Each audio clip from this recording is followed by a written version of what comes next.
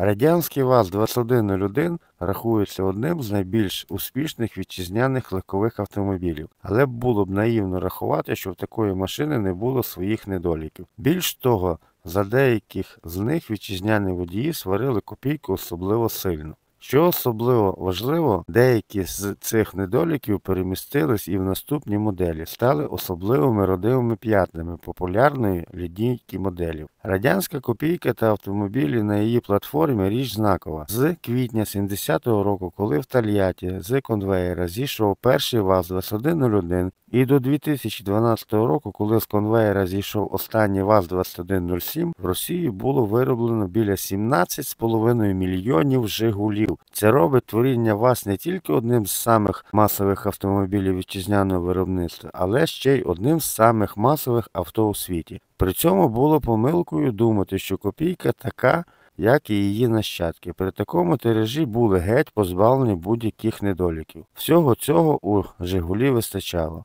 Хоча для свого часу автомобіль все рівно був чудовий. І все ж за деякі недоліки вітчизняні автомобілісти сварили «Жигулі» особливо сильно. Однією з таких проблем була п'ятиступінчата коробка передач, яка в 93-му році прийшла на заміну чотириступінчатій механіці. Багато автомобілістів скаржились на те, що новенька трансмісія може вилітати навіть при невеликому пробігу. Ще однією проблемою в конструкції «Жигулів» на протязі багатьох років залишалась передня підвіска. По розповідям завзятих автомобілістів, в автомобілях ВАЗ передня підвіска потребувала особливо ретельного догляду та пильній увазі. Третій недолік «Жигулі» – розподільний вал. Що цікаво, у перших ранніх ВАЗ цієї проблеми по спогадам ще радянських автомобілістів не було. Проблема прийшла тоді, коли важливий компонент почали виготовляти по новій технології. Були в «Жигулях» і інші малоприємні недоліки. Наприклад,